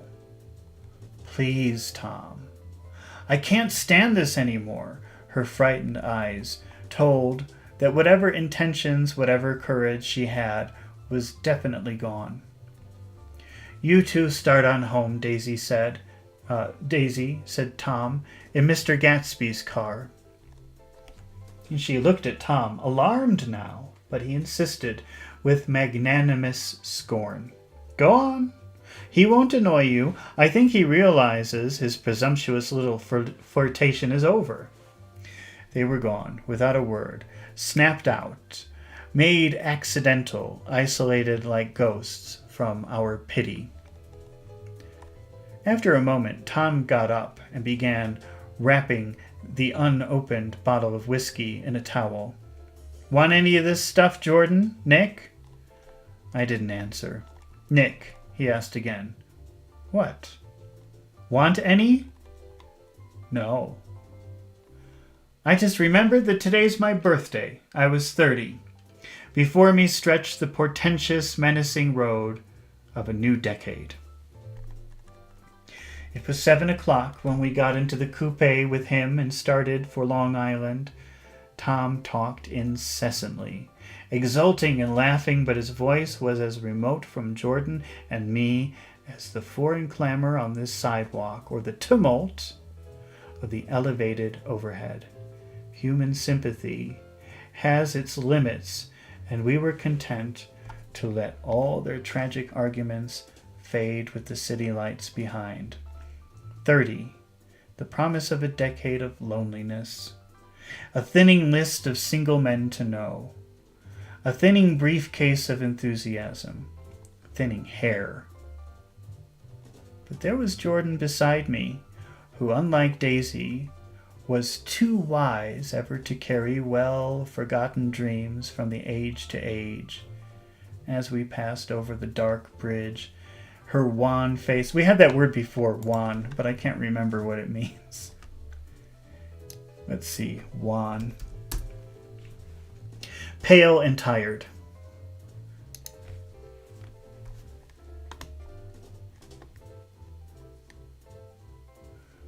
As we passed over the dark bridge, her wan face fell lazily against my coat's shoulder, and the formidable stroke of 30 died away with the reassuring pressure of her hand.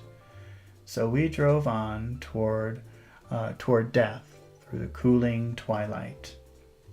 The young Greek Michaelis, who ran the coffee joint beside the ash heaps, was the principal witness at the inquest. He had slept through the heat until after 5, when he strolled over to the garage and found George Wilkinson sick in his office, really sick, pale as his own pale hair and shaking all over. Michaelis advised him to go to bed without Wilson, but Wilson refused, saying that he'd miss a lot of business if he did. While his neighbor was trying to persuade him, a violent racket broke out overhead. Racket is like noise. I've got my wife locked up in there, explained Wilson calmly. She's going to stay there till the day after tomorrow, and then we're going to move away. Michaelis was astonished. They had been neighbors for 4 years, and Wilson had never seemed faintly capable of such a statement. Generally, he was one of those worn-out men. When he wasn't working, he sat on a chair in the doorway and stared at the people and the cars that passed along the road. When anyone spoke to him,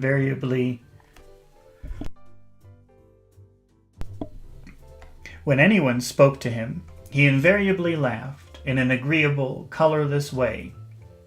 He was his wife's man, and not his own. So naturally, Michaelis tried to find out what happened, but Wilson wouldn't say a word. Instead, he began to throw curious, suspicious glances at his visitor and ask him what he'd been doing at certain times on certain days. So Wilson doesn't know that his wife is having an affair with Tom, but he suspects everyone. So his neighbor is saying, "What's going on? Why is she locked in that room?" And Wilson is suspicious. "Where were you last Monday when my wife was out of town?"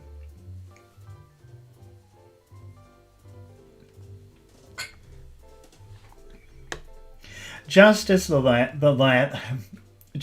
latter was getting uneasy, some workmen came past the door, bound for his restaurant, and Michaelis took the opportunity to get away. Get away is a phrasal verb that means to escape. So it's a very uncomfortable situation. He doesn't know how to escape talking to this man, and suddenly he's got customers. So he says, "That's my opportunity." And he runs away. He gets away.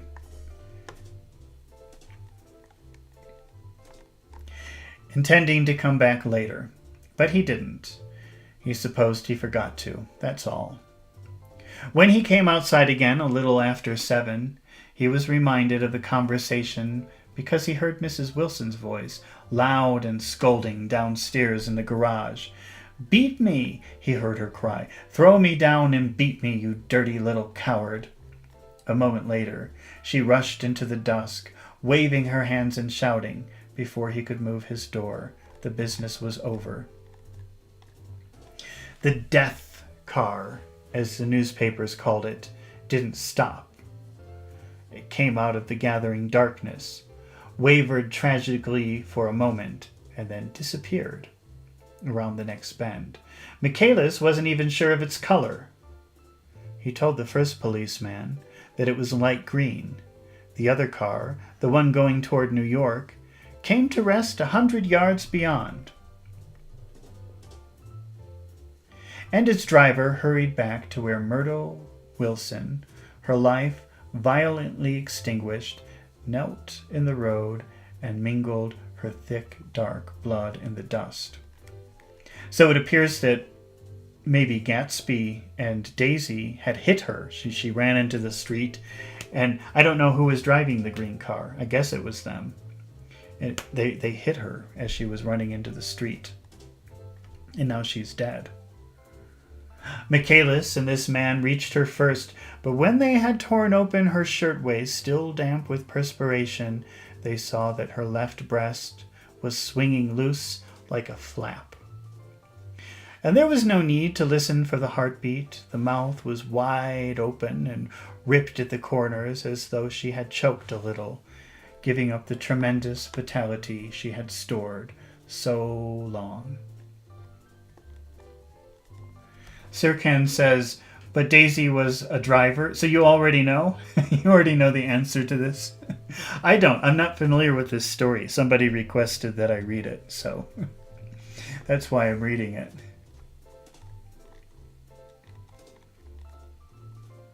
That, by the way, is a spoiler. So you're supposed to say "spoiler alert" before you say something like that. For the rest of us who don't know. We saw 3 or 4 automobiles in the crowd when we were still some distance away.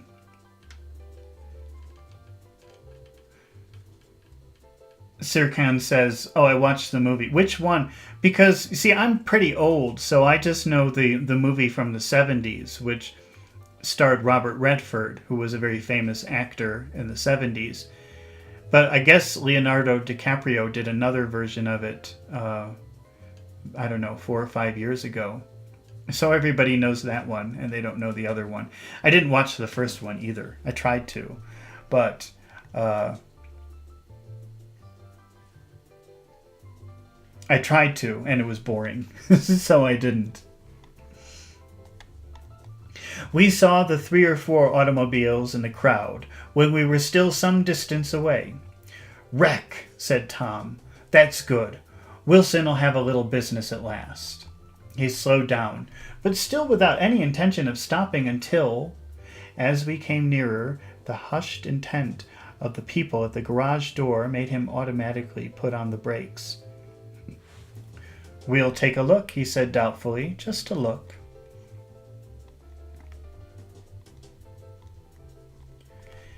He slowed down, but... Oh, wait. We'll take a look, he said doubtfully. Just a look. I became aware now of a hollow wailing sound which issued incessantly from the garage.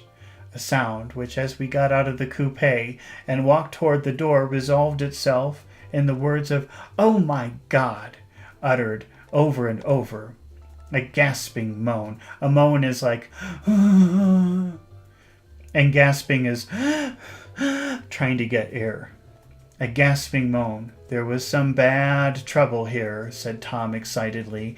He reached up on the tiptoes and peered over a circle of heads into the garage, which was lit only by yellow light in a swinging wire basket overhead. Then he made a harsh sound in his throat, and with a violent thrusting movement of his powerful arms, pushed his way through. The circle closed up again with a running murmur of expostulation. It was a minute before I could see anything at all. Then new arrivals disarranged the line, and Jordan and I were pushed suddenly inside. Okay, I'm sorry, but usually reading one of these chapters takes about an hour and a half. But I have an appointment in 30 minutes, so I have to go. I can't believe this is a very climactic place to leave it. And because there isn't much more of the book left. Wait, let me see how many more pages are left. I think that what I would like to do... Yeah, okay, there are only 50 pages left. Less than 50 pages. So... rather than start reading again tomorrow, because if I do it at the same time, again, I wouldn't have very much time to read the entire thing. So I think I'll wait until Sunday. So in 2 days, not tomorrow, but the next day, at the same time, we'll finish the rest of the book. Because if I try to do it tomorrow, I'll probably only be able to finish this chapter, which we might as well just finish the whole thing at one time, at one go. We'll finish everything at one go. So we'll take this up again in 2 days, not tomorrow at the same time, but the next day at the same time. All right. I'm sorry, but I have to stop. I have to go. I can't keep reading. So that's kind of a funny place to stop, right here at the climax. All right. Well, thank you for watching. Thank you for your comments and your questions. And I hope that you come back in 2 days when we finish The Great Gatsby. But until then, I have to go. So goodbye.